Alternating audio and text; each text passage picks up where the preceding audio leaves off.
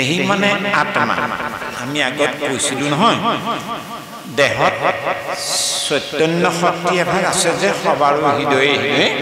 সেই ভাগৰ নামে দেহি বুলি কোৱা হয় যাক আত্মা বুলি কোৱা হয় সেই আত্মা আকৌ পৰমাত্মাৰে অংশ বিশেষ জীৱ জীৱাত্মা যে পৰমাত্মাৰ অংশ বিশেষ জীৱ জীৱাত্মা হোৱাৰ কাৰণে জীৱও সেই পৰমাত্মা যিদৰে শুদ্ধ জীৱও শুদ্ধ জীৱত কোনো সুখ নাই বেজাৰ নাই লাভ নাই লোকচান নাই জীৱৰ জনম নাই জীৱৰ মৃত্যু নাই যদিও বা জীৱৰ জন্ম মৃত্যু নাই যদিও বা জীৱৰ কোনো লাভ লোকচান হাঁহি কান্দোন নাই তথাপিতো জীৱই কান্দে যেন লাগে জীৱৰ জন্ম হোৱা যেন লাগে জীৱৰ সুখ আৰু দুখ হোৱা যেন লাগে এই যে লাগে এইটো হ'ল আমাৰ মনৰহে ধাৰণা এতিয়া জীৱই সেই পৰম ব্ৰহ্মৰে অংশ হোৱাৰ কাৰণে যিহেতু জীৱ শুদ্ধ এই সম্পৰ্কে ভাগৱত গ্ৰন্থত এই কথাটো এনেধৰণে কৈছে ও ৰাম শুদ্ধ ব্ৰহ্ম জীৱকে জীৱ বুলি কয় ঈশ্বৰ কৈশ বুলি জানিবা নিশ্চয় ঈশ্বৰৰ এভাগ নাম ঈশ এই ঈশ নামৰ পৰমাত্মা বস্তু সবৰে হৃদয়ত আছে আকৌ সেই পৰমাত্মাৰে অংশ বিশেষ হ'ল জীৱ সেই পৰমাত্মাৰ অংশ হোৱাৰ কাৰণে জীৱক শুদ্ধ ব্ৰহ্ম বুলি কোৱা হৈছে শুদ্ধ ব্ৰহ্ম জীৱকে জীৱ বুলি কয় পৰম ব্ৰহ্ম পৰমাত্মাৰ যিদৰে জন্মও নাই মৃত্যু নাই এই জীৱ ব্ৰহ্মৰো মৃত্যু নাই জন্মও নাই কিন্তু এতিয়া যেতিয়ালৈকে এই জীৱত এই শৰীৰত থাকিব কেতিয়ালৈকে থাকে তেতিয়ালৈকে থাকে ন যেতিয়া এই দেহটো জীৰ্ণ ক্ষীৰ্ণ নহয় যেতিয়া এই পঞ্চভৌতিক দেহবিলাক মানে বাৰ্ধক্য হৈ পৰে বয়স ভাতি যায় শৰীৰে কামত নহা হৈ যায় যেতিয়া নেকি দেহটো কোনো প্ৰকাৰে চিকিৎসা কৰিও ভাল নোহোৱা হৈ যায় বিভিন্ন ধৰণৰ মেৰামতি কৰিও দেহটোক ৰখাব পৰা নাযায়গৈ তেতিয়া যিদৰে আমি পৰিধান কৰি থকা বস্ত্ৰখন বা চোলাটো যেতিয়া চিলালেও যদি চিলাই নোহোৱা হয়গৈ কামত নহয় তেতিয়া আমি সেই চোলাটোকে বাৰ বাৰ জানো পৰিধান কৰি থাকোঁ নাথাকোঁ বা সেই চাদৰখনকে আমি লৈ বা সেই ধুতিখনকে আমি পিন্ধি নাথাকোঁ আৰু যিহেতু কামত নহা হ'ল সেই বস্ত্ৰডোখৰ আমি ত্যাগ কৰোঁ কেলৈ ত্যাগ কৰিলোঁ ই কামত নহা হ'ল নতুন বস্ত্ৰ এডোখৰ ল'লোঁ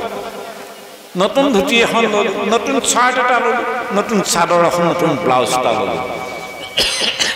এতিয়া এই পুৰণা বস্ত্ৰ ত্যাগ কৰি নতুন পোছাক এটা পিন্ধাৰ সময়ত আমি মানুহজনে আমি আইসকল বা বাপসকলে কেতিয়াবা জানো এইটো আমাৰ উপলব্ধি কৰোঁ দেহি ঐ ইমান দিনে আমি ইমান ধুনীয়া কাপোৰযোৰ পিন্ধি আছিলোঁ কেনেকৈ আৰু এতিয়া এইবুলি কেতিয়াও নাভাবোঁ আকৌ নতুন পোছাক এটা পিন্ধিলোঁ বুলিয়ে আমি আনন্দত গোটেই জয়ঢোল কোবাই মানে উৎফুল্লিত হৈ নুঠোঁ এই নতুন যুগ পোছাক পৰিধান কৰা সময়তো উৎফুল্লিত নহওঁ আনন্দত আৰু পুৰণা পোছাকযোৰ বেয়া হ'ল কাৰণে ত্যাগ কৰিলোঁ বুলিও তাত কোনো বেজাৰ নাই আমাৰ যিদৰে আমি দুয়োটাতে সমান নতুন পিন্ধা আৰু পুৰণা এৰা দুয়োটা অৱস্থাতে সমান ঠিক তেনেধৰণে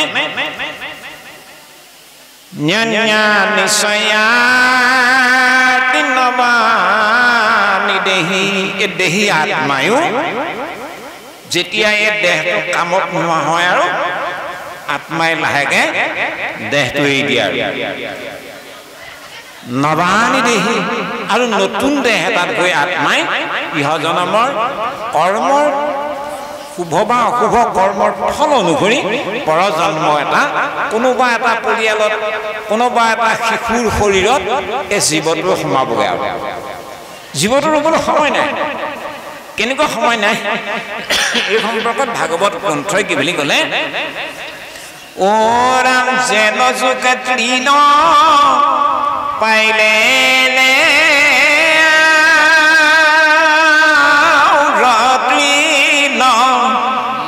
জীবন মৰণ স্বপ্ন এৰেনো ভিন্ন যেনেকৈ চিনাজোক এটাই এডাল বনত উঠি আছে সঁচা সি সেই বনডালতে সেই পাতবিলাতে সদায় উঠি থাকিব বহুত সময় ধৰি তাতে বহি থাকিব এইটো কথা নহয় কিছু সময়লৈ আছে কিন্তু বেলেগ বন এডাললৈ যাবলৈ মন গ'লে সেই বনডাল মুখখনে ঢুকি পোৱাৰ লগে লগে যেনেকৈ পূৰ্ব বনডাল পাতখিলা এৰি দিয়ে ঠিক তেনেধৰণে জীৱই এই দেহত আছে ঠিকেই কিন্তু যেতিয়া এই দেহটো কামত নোহোৱা হ'ব জীৱই যেতিয়া যাব বিচাৰিব তেতিয়া নতুন এটা দেহলৈ জীৱ গুচি যাব পুৰণা দেহটো য'তটোৱে তিনডাল এৰা নিচিনাকৈ জীৱটো দেহটোক এৰি গুচি যাব গতিকে জীৱন আৰু মৰণ এই এৰে নহি ভিন্ন মানে এৰে মানে সৈতে কাৰ সৈতে অৰ্থাৎ যুগটোৱে বনডাল এৰা কাৰ্যটো যেনেকুৱা ঠিক জীৱই দেহ এটা এৰা আৰু নতুন দেহ এটা ধাৰণ কৰা কাৰ্যটো তেনেকুৱাই বুলি কৈছে এতিয়া এই আত্মাৰ সম্পৰ্কে ক'লে অৰ্জুন আত্মা কেনেকুৱা সেই দেহী কেনেকুৱা সেই জীৱ কেনেকুৱা জানা এনেকুৱা উন্নজায়তে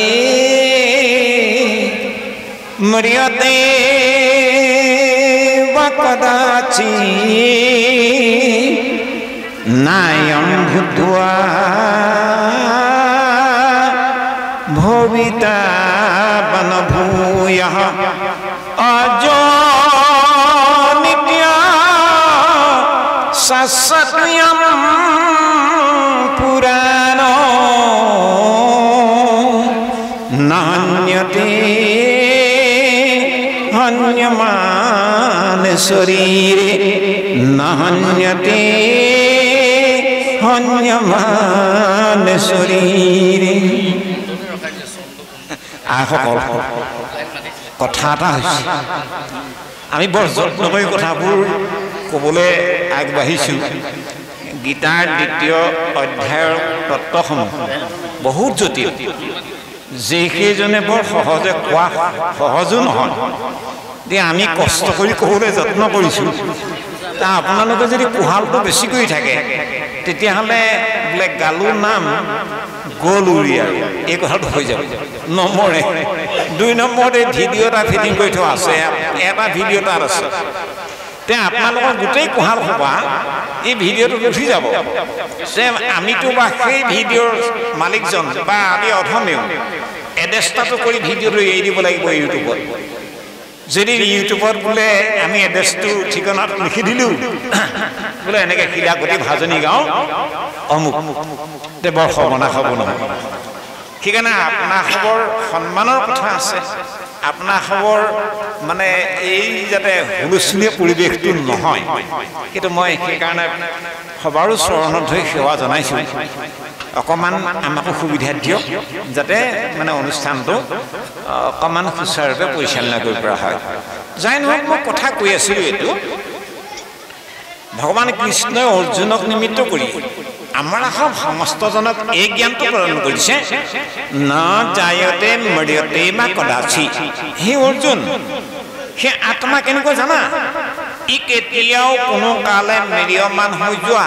শুকাই খিনাই যোৱা লেৰেলি যোৱা ই বস্তু জীৰ্ণ ক্ষীণ হোৱা বস্তুৰ নিচিনা জীৱ নহয় আত্মা নহয় এই কথা কৈছে বা আকৌ এনেকুৱা নহয় বোলে জীৱ আগত নাছিল দেই এতিয়াহে জীৱ ওলাইছে ঠিকনা নাই আৰু আগন্তুক দিনবোৰত জীৱ নাইকিয়া হ'ব সেইটো নহয়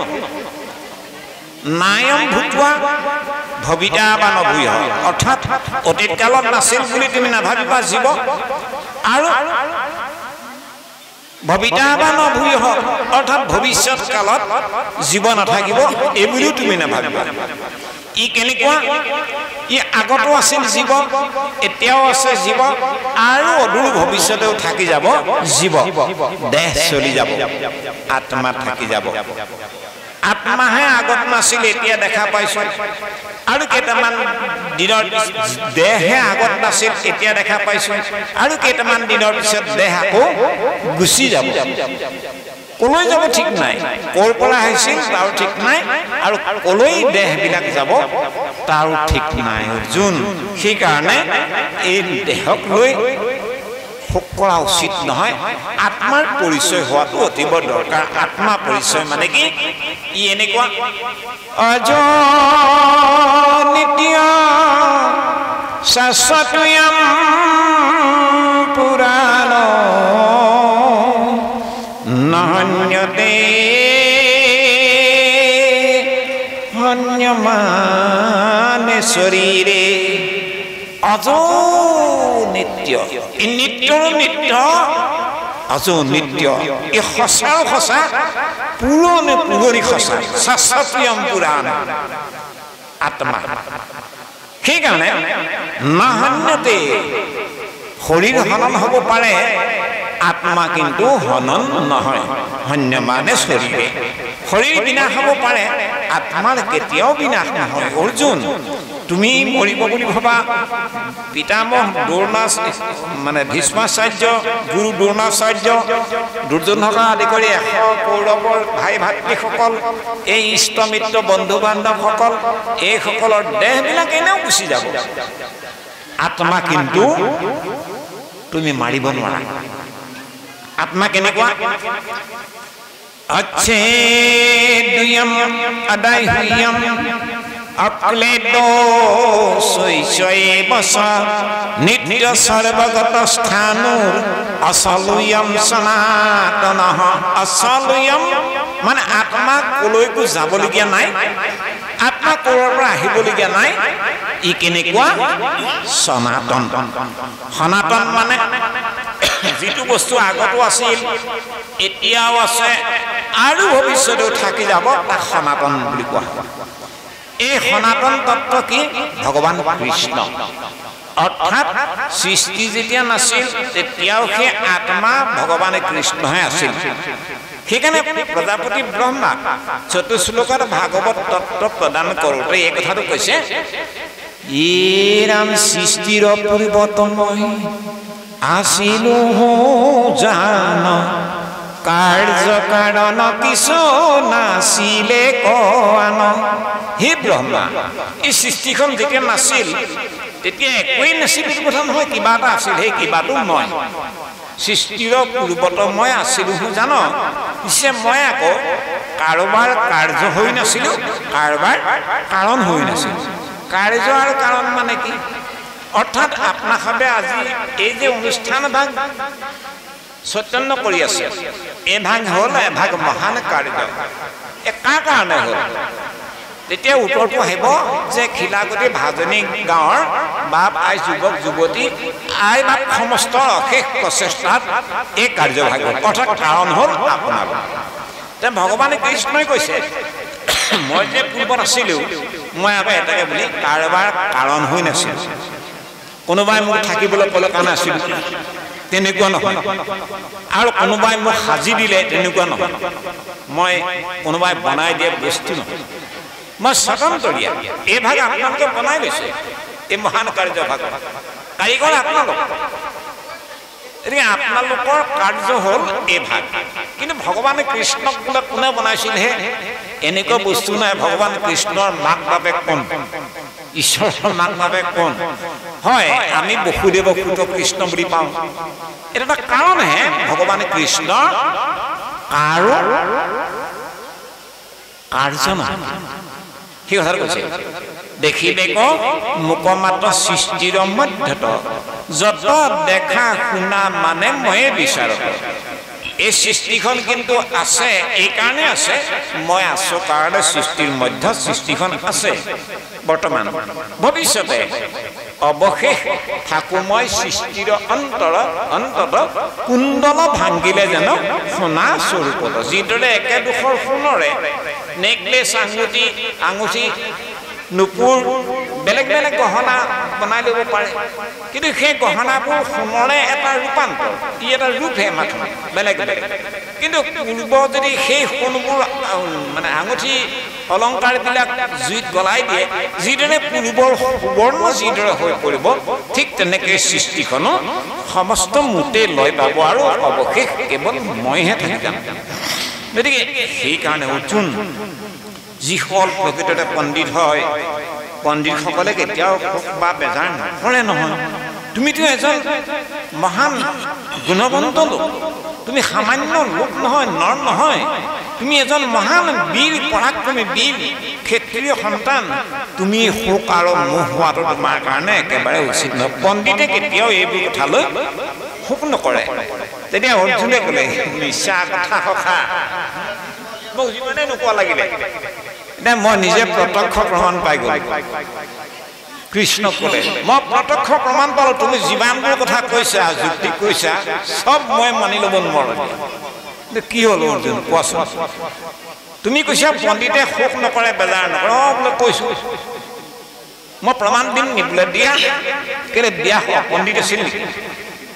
ব্যাস এজন মহান পণ্ডিত যে সুকে যেতিয়া ব্যাসক অৰ্থাৎ নিজৰ ল'ৰাটোৱে নিজৰ পিতৃক যেতিয়া উলটিও নাচায়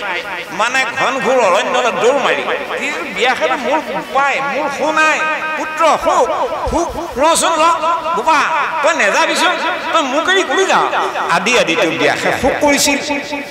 তুমি কৈছা পণ্ডিতে শোক নকৰে ব্যাস পণ্ডিত আছিল নেকি যিজনে বেদৰ শাখা প্ৰশাখা কৰিব পাৰিছিল যিজনে পুৰাণ লিখিছিল যিজনে ভাৰত লিখিছিল সেইজন অপণ্ডিত নেকি তে ব্যাসতো শোক কৰিছে কথাটো হয় ভগৱান কৃষ্ণই ক'লে হয় হয় ব্যাসে শোক কৰিলে ব্যাস মোৰেতো অংশ মইতো ব্যাস ব্যাসৰ ৰূপে ভৈলা সত্যৱতীৰ সন্ততি দেখিলা প্ৰজা ভৈলা আতি অল্প মতি ব্যাসৰ ৰূপে ভগৱান কৃষ্ণই আমি ভাবোঁ সেই কথাটো কৈছে ব্যাস মানে মই নিজে মই শোক কৰিবলগীয়া নাই কিন্তু কিয় মই শোক কৰিব যদি মই শোকৰ কাৰণে সেইখন যত্ন নকৰিলোহেঁতেন সুখ হয়তো ঘূৰি নাহিলেহেঁতেন সুখ যদি ঘূৰি নাহিলহেঁতেন তেতিয়াহ'লে পৰীক্ষিতক নিমিত্ত কৰি পৃথিৱী মণ্ডলত ভাগৱতৰ নিজৰা বোৱাই দিয়াৰ দ্বিতীয়জন নহ'লহেঁতেন গতিকে মোৰ এয়া লীলা মোৰ লীলা অৰ্জুন সখা মোৰ লীলা কোনে বুজি সমাপন কৰিব পাৰিব আনকি মোৰ লীলাত ব্ৰহ্মা হৰি হৰো মোহিত হৈ এই ধৰণে অৰ্জুনক নিমিত্ত কৰি অৰ্জুনে কৰা প্ৰশ্নৰ প্ৰত্যুত্তৰ ভগৱান কৃষ্ণই আগবঢ়ালে ইয়াৰ পিছত তেতিয়া অৰ্জুনে এটা প্ৰশ্ন কৰিলে যদি তুমিয়ে সখা এনেকুৱা ব্ৰহ্মা হৰি হৰেও যাক ভাবি আদায় কৰিব নোৱাৰা একমাত্ৰ ঈশ্বৰ তুমিয়ে যদি হোৱা তেতিয়াহ'লে সখা মোক এটা কথা কোৱাচোন বোলে কি এই মানুহবোৰে তেতিয়াহ'লে পোনপটীয়াকৈ তোমাকে ভজিব লাগে কিয় বেলেগে বেলেগে মানে উপাসনা কৰে তুমিয়ে যদি ইমান সঁচা তেতিয়াহ'লে সকলোৱে তোমাকে আৰাধনা কৰিব লাগে তোমাৰে সেৱা কৰিব লাগে তোমাৰে ভকতি কৰিব লাগে তে মানুহবোৰে বেলেগে বেলেগে কৰি থাকে তে ভগৱান কৃষ্ণই হয় সেই অৱস্থাটো আমাৰ মানৱ সমাজত এতিয়া যে আছে ভগৱান কৃষ্ণই উত্তৰটো কি বুলি ক'লে আমি মন কৰিব লাগে ভগৱান কৃষ্ণই ক'লে ত্ৰৈবিদ্যামাম সুমপা পুতপাপা যজ্ঞৈৰিষ্টা স্বৰ্গতিম প্ৰাৰ্থয়ন্তে তে পুণ্যমাসাদ্য সুৰেন্দ্ৰলোকম আসদন্তি দিব্যা দিন বিদেব ভোগান তেতম ভক্ত্যা স্বৰ্গলোকম বিশালম ক্ষীণে পুণ্যে মৰ্তলোকম বিশন্তি এবমন্ত্रै ধৰ্মম মনো প্ৰপন্না গতাগতম কাম কামলভন্তি গতাগতম কাম কামলভন্তি। মানুহবিলাকে কিয় বেলেগে বেলেগে ভক্তি কৰে তাৰ কাৰণটো কৈছে সখা অৰ্জুন। হয়, মানুহে পোনপটীয়াকৈ মোকে ভাবিব লাগিছিল, নেভাবে, ভক্তি নকৰে। কাৰণ এটা হ'ল স্বাভাৱিকতে বেদবিলাক তিনি গুণগত বেদ, ত্ৰৈবিদ্যমান। এই 17তম তিনি গুণগত বেদৰ নীতি নিয়মবোৰ হোৱাৰ কাৰণে আৰু বেদৰ দ্বিগুণগত নীতি নিয়ম, বেদৰ পন্থাবিলাক কেনেকুৱা, বেদৰ কৰ্মবিলাক কেনেকুৱা, চুমপাহ পুতপাহ, সোমৰস পান কৰিলে যিদৰে আনন্দ পোৱা যায়, মদ্য সেৱন কৰিলে যিদৰে অকণমান ৰস এটা পোৱা যায়, ঠিক তেনেকুৱা ধৰণৰ বেদৰ তিনি গুণগত পন্থাবিলাক। আৰু সেইকাৰণে তাতে মুগ্ধ হৈ মানুহে কি কৰে, ইয়াকেনে দৃষ্টোৱা বেদৰ মাৰ্গ মৰ্মে যাগ যজ্ঞ পূজা পাবনত লাগি যায়। উদ্দেশ্যটো আছে কি, উদ্দেশ্য স্বৰ্গতিম প্ৰাৰ্থয়ন্তে, অৰ্থাৎ বেদৰ তিনি গুণগত 17তম গুণগত সকামী পন্থাত মানুহ অতিব আকৰ্ষিত হৈ মানুহে স্বৰ্গ প্ৰাপ্তি উদ্দেশ্যে যাগ যজ্ঞ পূজা পাৰ্বণ আদিত লাগি যায়, ফল পায়। এই যাগ যজ্ঞ পূজা পাৰ্বণ ভিন্ন ভিন্ন দেৱ দেৱতাক পুজি অৰ্বুদ অৰ্বুদ পুণ্যৰ অধিকাৰী হয়। সেই পুণ্য ফলশ্ৰুতিত মানুহ গৈ স্বৰ্গতকৈ উপনীত হ'ব পাৰে। অৰ্থাৎ স্বৰ্গত দেৱতনো ধাৰণ কৰি মানে পৃথিৱীৰ লোকত অৰ্জন কৰি যোৱা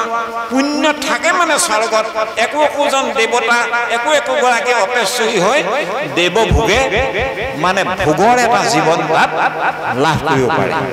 পিছে পৃথিৱী মণ্ডলত অৰ্জন কৰি যোৱা পুণ্যবোৰ অক্ষয় নেকি? অক্ষয়টো কেতিয়াও নহয়। ক্ষীণে পুণ্যে মৰ্তলোকম বিশন্তি। যেতিয়া পুণ্য ক্ষীণ হ'ব, পুণ্য আদায় হ'ব, পুনৰ আকৌ পৃথিৱীৰ লোকলৈকে ঘূৰি আহিব লগা হয়। গতিকে আৰু কেতিয়াও হ'ব নোৱাৰে। হে অৰ্জুন সখা, মোৰ কৰ্মৰ বাহিৰে, মোৰ ভকতিৰ বাহিৰে এই বেদৰ তিনি গুণগত কোনো কৰ্মই মানুহক গতি দিব নোৱাৰে। গতিকে সেইকাৰণে মোক বাদ দি তেওঁলোকে ভিন্ন ভিন্ন ধৰণে বেলেগ বেলেগ উপাস্য দেৱতাক উপাসনা কৰাত লাগি যায় বা কৰি থাকে। কিন্তু সেই স্বৰ্গৰ পৰা যে ঘূৰি আহে পুনৰ আকৌ মানুহৰ দেহ এটাত উপনীত হ'ব নেকি জীৱবিলাক? নহয়। তেওঁলোকে আকৌ পশু পক্ষী কীট পতংগ নাৰকীয় যোনিত জাত হৈ আকৌ 4,84,00,000 এটা দীঘলীয়া ৰাস্তা জন্মৰ মৃত্যু ভ্ৰমি থাকিব লগা হয়। গতি কেতিয়াও হ'ব নোৱাৰে। গতিকে স্বাভাৱিকতে ত্ৰৈগুণ্য বিষয়া বেদা। হে অৰ্জুন, বেদসমূহ সৰ্বসাধাৰণতে তিনি গুণগত নিশ্চয়গুণ্য ভাৱাৰ্জুন। তুমি নিৰ্গুণ পন্থলৈ তুমি আহিব লাগিব। তুমি তিনি গুণগত বেদৰ পন্থ ত্যাগ কৰিব লাগিব। নিশ্চয়গুণ্য ভাৱাৰ্জুন ত্ৰৈগুণ্য বিষয়া বেদা। বেদৰ তিনি গুণগত ৰাস্তাই সদায় সকামী পন্থকে প্ৰকাশ কৰে। এনে বেদৰ এটা সাৰ ৰাজমাৰ্গ আছে। বেদৰ সেই বেদৰ মাৰ্গটো শুদ্ধ মাৰ্গটো, বেদৰ যিটো ৰাজমাৰ্গ, সেই ৰাজমাৰ্গটোৰ নাম হ'ল হৰি ভক্তি।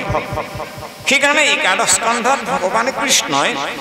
উদ্ধৱক নিমিত্ত কৰি এই কথাটো কৈছে, অ ৰাম মই বিনে বেদে কিছু আমন পাখানে, চাৰিও বেদৰ তত্ত্ব অৰ্থয়ে হিমানে। সখা উদ্ধৱ, প্ৰকৃতাৰ্থত বেদসমূহে মোৰ বাহিৰে আনৰ কথা নাই। হা, বেদতে আছে যদিও বা 17তম তিনি গুণগত ভিন্ন ভিন্ন দেৱ দেৱতাৰ কথা, সেইবিলাক এই কাৰণে ৰখা হৈছে তাত বেদত আছে এইকাৰণে ৰখা হৈছে যেনেকৈ কণমানে শিশুটো জ্বৰ হ'ল জ্বৰ ভাল কৰিবৰ কাৰণে তিতা টেবলেট এটা খুৱাবই লাগিব ডাক্তৰে এইটো আৰু মানে প্ৰেছক্ৰিপশ্যন কৰি দিছে তিতা টেবলেট কিন্তু তিতা জুগীয়া হ'ব তিতাহি খুৱাব লাগিব তেতিয়াহে তাৰ পেটৰ ৰোগ ভাল হ'ব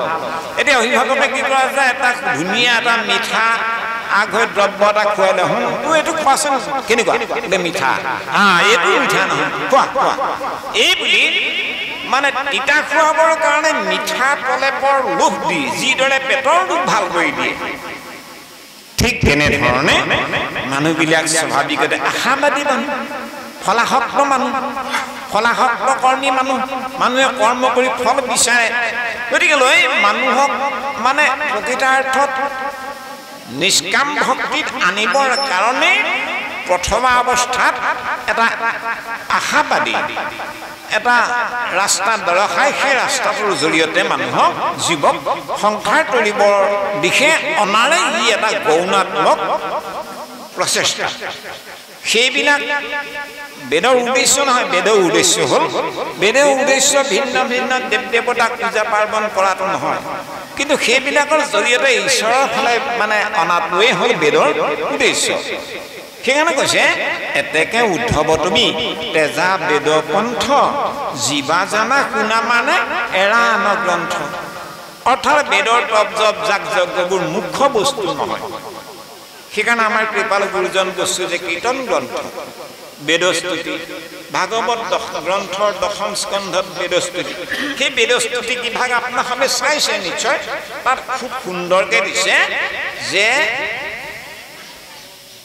বেদৰ স্তুতিৰ মাধ্যমেদি বেদৰ উদ্দেশ্য বেদৰ অভিপ্ৰায় কেৱল এভাগেই হৰিভক্তি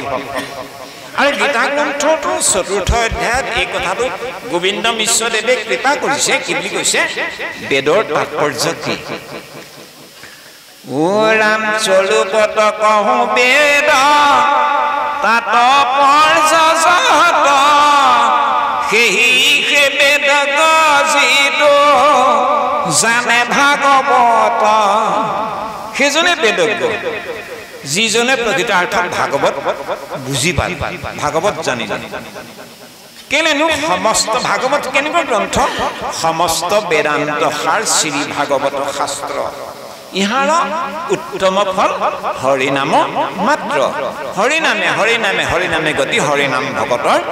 কেৱল ভকতি এই বুলি অৰ্জুনক কোৱাৰ চলেৰে আমাৰ সমস্ত জনা মানুহৰ কাৰণে যে আমি যেহেতু বৈদিক ৰীতি নীতিৰে বাট বোলা মানুহ গতিকে আমি বেদৰ কোনটো ৰাস্তা ধৰিব লাগিব এই জ্ঞানটো অৰ্জুনক নিমিত্ত কৰি আমাৰ সমস্তৰ কাৰণে কৃপা কৰিছে ইমানলৈকে পদে কৃষ্ণ পৰৱৰ্তী পদ কৃপা কৰা কৃষ্ণ প্ৰভু সমস্ত আই মাতৃবৃন্দ যে ইয়াৰ আগত আমি আৰু কেইটামান বিশেষ কথা মন কৰিব লগা থাকি গৈছে পাঠ হৈ গ'ল অকণমান আলোচনাৰ আধাৰত আমি আগবাঢ়িব বিচৰা হৈছে তে ভগৱান কৃষ্ণই অৰ্জুনক নিমিত্ত কৰি আমাক এটা জ্ঞান এইটো ক'লে হে অৰ্জুন মোৰ কৰ্মৰ বাহিৰে বেদৰ গৌণাত্মক ৰাস্তাবিলাকৰ মাধ্যমেদি তপ জপ যাগ যজ্ঞ শ্ৰাদ্ধ পিণ্ড দান দক্ষিণা তীৰ্থ ভ্ৰমণ এই গোটেইবিলাক হ'ল বেপাৰ কৰ্ম নহয় বেপাৰ কিন্তু প্ৰকৃত কৰ্ম মোৰ অৰ্থে কৰা কাৰ্যকহে একমাত্ৰ কৰ্ম বুলি কোৱা হয় এতিয়া অৰ্জুনে শুনি আছে আৰু প্ৰশ্ন এটা কৰিলে ঠিক আছে সখা তোমাৰ কৰ্ম কৰি সকলো ফল প্ৰাপ্ত হৈ যায় সকলো ফল প্ৰাপ্ত হয় কিন্তু মোৰ কৰ্ম কৰাৰো কেইটামান নিয়ম আছে সখা কি নিয়ম মোৰ কৰ্ম কৰিব কেতিয়াও কিন্তু ফল বাঞ্ছা নকৰিব তোমাৰ কৰ্ম কৰি আকৌ একো ফল বাঞ্ছা নকৰিব, কিন্তু নকৰাই ভাল। ধৰি লোৱা সখা, যেনিবা এজন তীৰ্থলৈ গ'ল, ইমান দূৰ খোজকাঢ়ি গাড়ীয়ে মটৰে হ'লেও খোজকাঢ়ি হ'লেও কেনেবাকৈ গৈ তীৰ্থবিলাক ভ্ৰমণৰ কাৰণে ওলাল আৰু গৈ পালেগৈ তীৰ্থ, কিন্তু কোনো এখন তীৰ্থৰে স্নান নকৰিলে নহয়। কি লাভটো হ'ল? তীৰ্থলৈ গৈ যদি তীৰ্থত স্নান নকৰাকৈ ঘূৰি আহিল, তেতিয়াহ'লে সেইজনৰ যিদৰে তীৰ্থলৈ কেলৈ যায়? পাপ বিনাশৰ কাৰণেহে যায়, পুণ্য উপাৰ্জনৰ কাৰণেহে যায়। যদি তীৰ্থত গৈ স্নানেই নকৰে, স্নান দান একো নকৰে, তেতিয়াহ'লে সেইজনৰ তীৰ্থ কৰাৰ যিদৰে অৰ্থ নাই। ঠিক তেনেকৈ কৰ্ম কৰি সখা যদি ফল কামনা কৰিবই নালাগে, ফল নালাগে, ফলৰ কথা ভাবিবই যদি নালাগে, তেতিয়াহ'লে তীৰ্থলৈ গৈ স্নান নকৰাকৈ ঘূৰি অহাৰ নিচিনাই হ'ব আৰু। তেতিয়া ভগৱান কৃষ্ণই ক'লে, সখা মই কেলেনো মোৰ অৰ্থে কৰ্ম কৰি ফল বাঞ্ছা কৰিব নালাগে, এই কথাটো এইকাৰণে কোৱা হৈছে যে কৰ্ম কৰি যদি ফল বাঞ্ছা কৰে, তেতিয়াহ'লে উপযুক্ত ফল লাভ নহয়। কৰ্মযোগী ভকতৰ মানে অধিক ফল পাব নোৱাৰে। তেওঁ সামান্য চিন্তাৰে কিবা এটা বিচাৰি দিয়ে, মই নিদিয়াকৈ নাথাকোঁ, সেইটোকে হৈ যায়, যিটোকে বিচাৰে সেইটোকে হৈ যায়। কিন্তু মই সদায় ভাবি থাকোঁ যে মোৰ ভকতজনক মোৰ হিচাপ মৰ্মে মই উদাৰচিতে ফল প্ৰদান কৰিম। এই যে অকণমান মানৱীয় দৃষ্টিৰে সৈতে অকণমান এটা ফল বিচাৰি দিয়াৰ কাৰণে তেওঁ পাব লগা ফলটোৰ পৰা ৰহিত হৈ যাব লগা হয় নহয়। গতিকে সম্পূৰ্ণ ফলৰ ধাৰণাটো মুঠ অৰ্পণ কৰি তেওঁ কেৱল কৰ্মৰ ধাৰণাটোহে চিন্তা কৰি কৰ্ম যদি কৰে, তেতিয়াহ'লে তেওঁ নিবিচাৰিলেও মই তেওঁক ফল দিওঁৱেই। তাৰ এটা উদাহৰণ সখা, কণমানি শিশুটোৱে মাতৃৰ কোলাত মাকগৰাকীয়ে লৈ আছে। কণমানি শিশুটোৱে মাতৃ স্তন বিচাৰিব নালাগে। মাকগৰাকীয়ে যিদৰে সময় হোৱাৰ লগে লগে কণমানি শিশুটোক, নৱজাত সন্তানটোক স্তনদান দিয়েই, মৰমেৰে, অতি ভক্তিৰে, মৰমেৰে যিদৰে জন্মদাত্ৰী জননীগৰাকীয়ে কণমানি শিশুটোক স্তনদান কৰে, শিশুটোৱে স্তন নিবিচাৰিলেও সময় অনুপাতে দিবই মৰমেৰে। ঠিক তেনেকৈ মোৰ প্ৰকৃত ভকত যিসকলে মোৰ অৰ্থে কৰ্মহে কৰে, ফলৰ কামনা যিসকল ভকতে নকৰে, সেইসকল ভকতক মই মাতৃয়ে কৰা মৰমৰ দৰে ময়ো অতি মৰমেৰে ভকতক ফল প্ৰদান কৰোৱেই। সেইকাৰণে কৈছে, কৰ্মণ্যেৱাধিকাৰস্তে মা ফলেষু কদাচন মা কৰে মা ফল হেতুৰ্ভূ মাতে সংগুষ্ট কৰ্মণি। কৰ্মণ্যেৱাধিকাৰস্তে মা ফলেষু কদাচন মা কৰ্ম ফল হেতুৰ্ভূ মাতে সংগুষ্ট কৰ্মণি। কৰ্মণ্য অধিকাৰ আছে, মোৰ ভকতৰ কৰ্ম কৰাৰহে অধিকাৰ আছে, ফলৰ অধিকাৰ নাই। ফলৰ অধিকাৰ মই,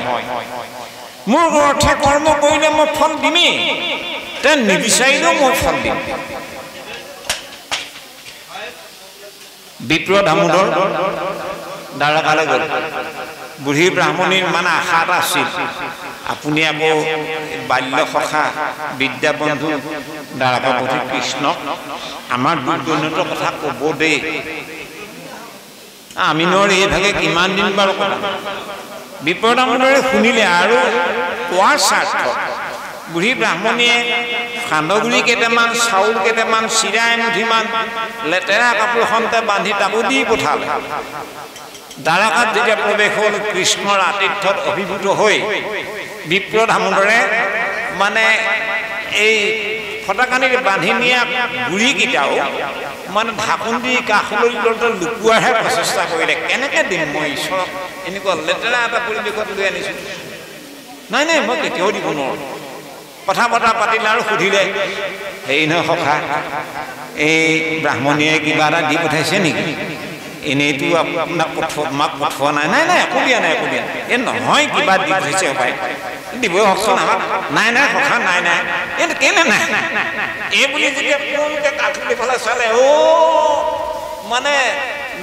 মোৰ কাৰণে দি পঠিওৱা বস্তু ইমান কেলে আঁতৰ কৰিব লাগে দিয়া দিয়া দিয়া দিয়া আনি খালে ইমান সোৱাদ আৰু এঘৰা খাব লওঁতে লক্ষ্মীয়ে বাধা দিলে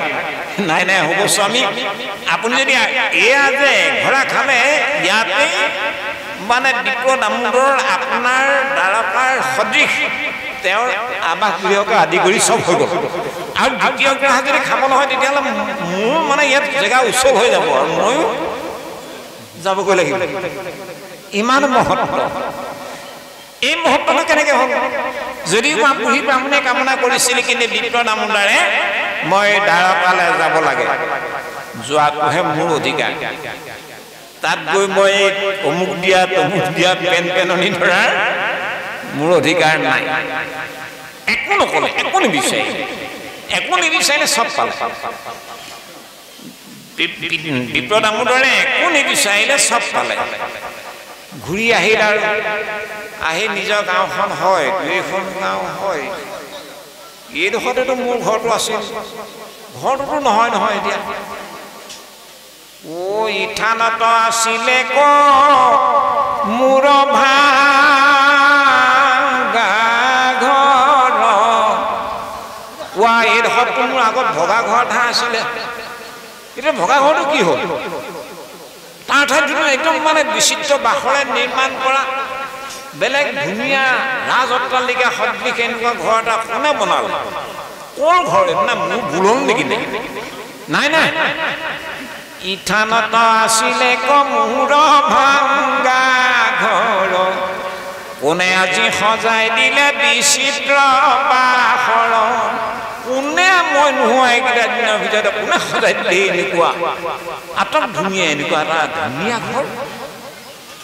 মানে ভাবিব নোৱাৰা ফল প্ৰাপ্ত হ'ল গতিকে আমি ফল বিচাৰোঁ আমাক ফল লাগে কিন্তু বিচৰাৰ প্ৰক্ৰিয়াটো কেনেকুৱা হ'ব লাগে এই দৰ্শনটো ভাগৱত গ্ৰন্থই আমাক শিকাইছে যে আমি কৰ্মটো কৰি প্ৰভু চাবা মই তোমাৰে নাম লৈ থাকোঁ পোৱা গ'লো এই ভাৱনাটো হ'ব নালাগে তেওঁৰ নাম লোৱাটোহে মোৰ অধিকাৰ তেওঁ মাৰক তাৰক তেওঁ সুখত ৰাখে দুখত ৰাখে এইটো তেওঁৰ কথা এই বুলি যথা সৰ্বস্ব তেওঁক অৰ্পণ কৰি কৰ্ম কৰা ইয়াৰ নাম হ'ল কৰ্ম যোগ জীৱা কৰ্মসু কৌশলম এই বুলি আছে এনেকুৱা যোগযুক্ত কৰ্মৰ দ্বাৰাই মানুহৰ পৰম কুশল সাধন হৈ যায় এতিয়া সেইকাৰণে কৈছে জন্ম কৰ্ম সমে দিব্যম एवं निवेति तत्त्वतः त्यक्त्वा देहं पुनर्जन्म नैति मामेति अर्जुन हे अर्जुन मोर जन्म कर्म प्रत्येकটো লীলাই পবিত্ৰ গতিকে মোৰ জন্ম কৰ্ম বিষয়ক মোৰ লীলা চৰিত্ৰ বিষয়ক শ্ৰৱণহে কৰিব কীৰ্তনহে কৰিব ফল বাঞ্ছা নকৰি যদি কেৱল শ্ৰৱণ কৰিব লাগে কৰে কীৰ্তন কৰিব লাগে কৰে কোনো ফল বাঞ্ছা নকৰে তাৰ মহাফল কি হয় জানা দেহম পুনৰ্জন্ম তেওঁ এই জন্মতে এবাৰ দেহ ত্যাগ কৰাৰ পিছত নাইতি মামেতি অৰ্জুন অৰ্জুন তেওঁ পুনৰ আৰু জন্ম মৃত্যু পাক চক্ৰত ভ্ৰমণ কৰিবলৈ আহিব নালাগে পৰম গতি প্ৰাপ্ত মোৰ যিজন একান্ত ভকত হয় সেইজনে মোৰ ভকতিৰ বাহিৰে কোনো কাৰণত কেতিয়াও বেদৰ তিনি গুণগত ৰাস্তাৰ জৰিয়তে আনক ভজিবলৈ নাযায় সদায় স্থিৰ হৈ যায় তেওঁৰ সামাজিক জীৱনত লৌকিকভাৱে চলি অহা নীতি নিয়মো বৰ্জন কৰি দিব পাৰে আৰু বৈদিকভাৱে চলি অহা নীতি নিয়মো তেওঁ এৰি পেলাব পাৰে তেওঁ আসল ৰস বুজি পাই গ'ল আসল তত্ত্ব বুজি পাই গ'ল বুজি পোৱাৰ কাৰণে আমাৰ সামাজিক জীৱনত চলি থকা লৌকিক বৈদিক দুইটা ৰাস্তা বৰ্জন কৰি মোৰ ভকতিত স্থিৰভাৱে জীৱন যাপন কৰাৰ অভ্যাস কৰিবলৈ লাগি যায় এই বুলি কোৱাত অৰ্জুনৰ প্ৰশ্ন হ'ল সখা তেতিয়াহ'লে সেইজন স্থিৰ পুৰুষৰ তেওঁৰ লক্ষণটো কেনেকুৱা পাব, কেনেকৈ চিনি পাম? এই কথাটো খুলিলে স্থিত প্ৰজ্ঞস্য কা ভাষা সমাধিস্থস্য কেশৱ স্থিতধি কিম প্ৰভাসেত কিমাসীত ব্ৰজেত কিম। স্থিত প্ৰজ্ঞস্য কা ভাষা, হে সখা কৃষ্ণ, তেনেহেন স্থিতপ্ৰজ্ঞবাদী ভকতজনৰ কা ভাষা, তেওঁৰ মাত কথাবোৰ বাৰু কেনেকুৱা হ'ব? আমাৰ গতে খহতা মহতা হ'ব নেকি? নহয়, তেওঁৰ মাত কথা অতি বিনয়ী হ'ব। সমাধিস্থস্য কেশৱ, হে কেশৱ, তেওঁৰ সমাধি কেনেকুৱা হ'ব? তেওঁ কি চিন্তা কৰি থকা ভিতৰ হ'ব? আমাৰ গতে ল'ৰা ছোৱালী ঘৰ দুৱাৰ চিন্তা কৰি থকা, ল'ৰা ছোৱালী ঘৰ দুৱাৰৰ কাৰণে দিনক ৰাতি ৰাতি দিন কৰা বিধৰ নহয় তেওঁ। সেই কথাটো কৈছে। কিমাশ্ৰিত বুজি তেওঁ কিহত আশ্ৰিত হৈ থাকে আৰু কি ত্যাগ কৰিব বিচাৰে? তেতিয়া ভগৱান কৃষ্ণই অৰ্জুনক নিমিত্ত কৰি এইটো সিদ্ধান্ত দিলে, অৰ্জুন, আমাৰ প্ৰত্যেকজন মানুহৰ মনত কামনাবোৰ আছে, ভাৱনাবোৰ আছে। এই মনত উৎপন্ন হোৱা কামনা ভাৱনাবোৰৰ জৰিয়তে আমি অতীব দুখো পাইছোঁ, কেতিয়াবা সুখ যেন লাগিছে, বেছিভাগ দুখেই পাই আছোঁ। সেইকাৰণে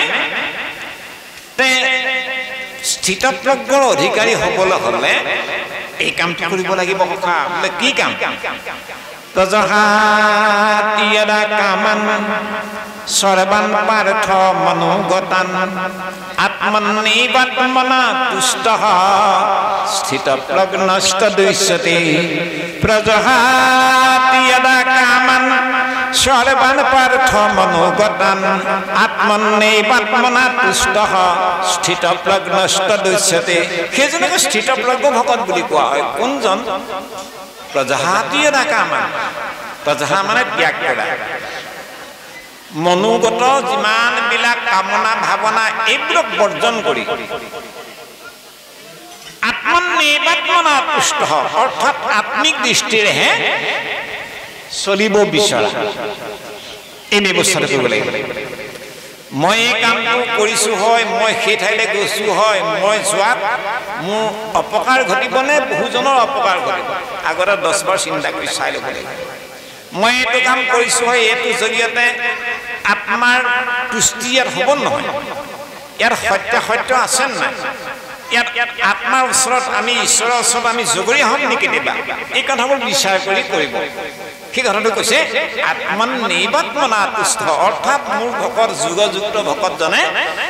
যি কাম কৰিলে আত্মাৰ ঈশ্বৰৰ ওচৰত, গুৰুদেৱ নাম ভকতৰ ওচৰত জগৰীয়া নহয়, সেই কামবোৰ কৰিব। যি কামৰ জৰিয়তে জঞ্জাল লাগিব সেই কথাবোৰ কেতিয়াও নকয়। বোলে আনে যি কৰিলে তুমি ভাল পোৱা, আনকো কৰিবা সেই, ওৰে কথানি ততে নলগাবা, সাপকো নযাবা দে, কবিয়ে লিখিছে নহয়। আনে যি কৰিলে তুমি ভাল পোৱা, আনে যি কৰিলে মই কি কৰিলে ভাল পাওঁ? মোক সন্মান কৰিলে ভাল পাওঁ, মোক সৎ ব্যৱহাৰ কৰিলে ভাল পাওঁ। আনে যদি মোক মৰম চেনেহ কৰিলে মই ভাল পাওঁ, শ্ৰদ্ধা কৰিলে মানে সৎ ব্যৱহাৰ কৰিলে ভাল পাওঁ, তেতিয়াহ'লে মই আনক ময়ো আনক সেইটো কৰিব লাগিব। আনে যি কৰিলে তুমি ভাল পোৱা, আনকো কৰিবা। মই যিহেতু মোক মৰম কৰিলে কোনোবাই সেইজনক ভাল পাওঁ, ময়ো আনজনক মৰম কৰিব লাগিব। নম্বৰ 1। 2 নম্বৰ, ওৰ কথা নিতত নলগাবা। আমি কেৱল দুটা ক'ৰবাৰ কথা আনি ক'ৰবাত লগাই সেইটো জৰিয়তে মানে এবেলামান মানে পাৰ কৰি দিব। এই স্বভাৱটো হ'ল মনৰ স্বভাৱ। সেইকাৰণে কৈছে প্ৰজাহাতি যদা কামান সৰ্বান পাৰ্থ মনোগতান। এই মনোগতা, এই কথাবিলাক সদায় ত্যাগ কৰিব লাগিব। আত্মন্যেবাত্মনা তুষ্টঃ, যিসকলে আত্মিক দৃষ্টিৰেহে সদা সৰ্বদাই চলিব বিচাৰে সেইজনকে কোৱা হয় স্থিতপ্ৰজ্ঞস্তদুচ্যতে। নম্বৰ 1। 2 নম্বৰ, এই স্থিতপ্ৰজ্ঞ লোকজন কেনেকুৱা হয় জানা কথা? দুখে সনুদ্বিগ্ন মনঃ সুখেষু বিগত স্পৃহ বিতৰাগ ভয় ক্ৰোধ স্থিতধীৰ মুনি উচ্চতে দুঃখেই সৰবিঘ্ন মনা মানুহ মাত্ৰে দিয়কচোন জীৱনত দুখ আহিবই আমি দুখ অহাৰ লগে লগে উদ্বিগ্ন মনা হৈ যাওঁ কিন্তু স্থিতপ্ৰজ্ঞ লোকজনে কি কৰে হাজাৰ দুখ আহিলেও উদ্বিগ্ন ভাৱ নলয় আৰু সুখৰ কাৰণে আমি গোটেই একেবাৰে জয় ধূল কুবাৰী